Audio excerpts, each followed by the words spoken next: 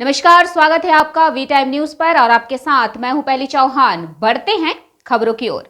जियोल fish seedling project कोन fish and lime distribution program 2024-25 रूपायन मत्स्य पालन विभाग ने आज पश्चिम बंगाल राज्य सरकार की पहल के तहत मुर्शिदाबाद के फरक्का ब्लॉक में 10 लाभार्थियों को मछली के पौधे और चूना मछुआरों के हाथों में दिया। कर्मदक्ष विभाग से ये पौधे पाकर मत्स्य पालक काफी खुश हैं। उन्होंने कहा कि इस मछली को पालकर बाजार में बेचने से परिवार की जीविका में काफी वृद्धि होगी और जेल की मछलियां आम लोगों के घरों तक पहुंचेंगी। उन्होंने मछुआरा परिवारों की ओर से भी राज्य सरकार की इस पहल की सराहना की और कहा कि अगर मछुआरों के लिए यह खासकर आदिवासी इलाकों में ऐसा प्रोजेक्ट किया जाता है तो आदिवासी लोगों को फायदा होगा। आदिवासी क्षेत्र पिछड़ रहे हैं, ये वस्तुएं क्षेत्र के मछुआरों को सौंपी गई। যা শুনলেন যে ট্রাইবাল সাব প্ল্যানে আমাদের মেনলি যে ট্রাইবাল এরিয়া আছে বাহাদুরপুরের ওইখানে যে ট্রাইবালে মৎস্যজীবীরা আছেন তাদেরকে এরকম 10খানা ইউনিট আমরা এই শিঙি মাছে দেওয়া হচ্ছে। যেহেতু এই ট্রাইবাল এরিয়াতে জলের একটু আমাদের বাহাদুরপুরে অভাব আছে, ওইখানে ওই অভাবের জন্য ছোটোখাটো যে মানে পুকুর ডোবা এগুলো আছে সেই জায়গায় এইগুলো বাঁচতে পারে। হ্যাঁ, তো ওই জন্য আর জলটা পরিষ্কার রাখার জন্য চুন দেওয়া হয়। সায়েন্টিফিক ফিশ কালচার যাতে আমাদের করা যায় এবং এই ট্রাইবালরা যারা এই পেশার সঙ্গে যুক্ত আছেন তাদেরকে এখান থেকে প্রশিক্ষণও দেওয়া হয় আর সঙ্গে কিছু ইনপুটসও দেওয়া হয় যাতে ওনারা ওনাদের জীবিকাটাকে ভালো করতে পারেন এবং তাদের লাইভলিহুডটা বাড়াতে পারেন।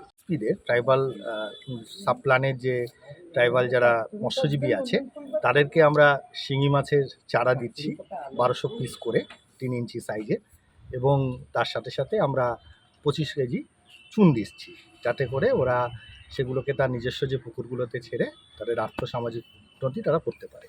কত লোককে দিচ্ছেন? আমরা 10টা ইউনিটকে দিচ্ছি, মানে 10 জন বেনিফিশিয়ারি, সেটা পঞ্চায়েত সমিতির মাধ্যমে অ্যাপ্রুভড হয়ে সেটা যেটা হয়েছে তাদেরকেই আমরা এটা ডিস্ট্রিবিউট করছি। তারা গেলে কীভাবে ফলন করাবে?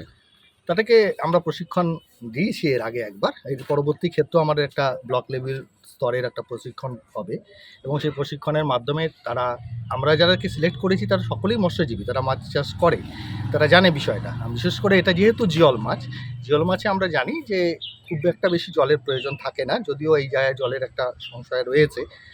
সাধারণতভাবে ডোবা আনা বোঝা এই সমস্ত মজা জলাশয় এগুলোকে থাকে, তো সেক্ষেত্রে তাদেরকে থাকলেই কিন্তু এই মানে তারা মাছটাকে ছাড়তে পারবে। এবং তাছাড়া যে আনুষঙ্গিক যে কাজকর্ম দরকার সেগুলো আমরা পরবর্তী ক্ষেত্রে এদেরকে ট্রেনিং দেবো, এদেরকে আরও বেশি শিক্ষিত করে তুলব। কতগুলো দিলেন আজকে? 10টা ইউনিট দিলাম।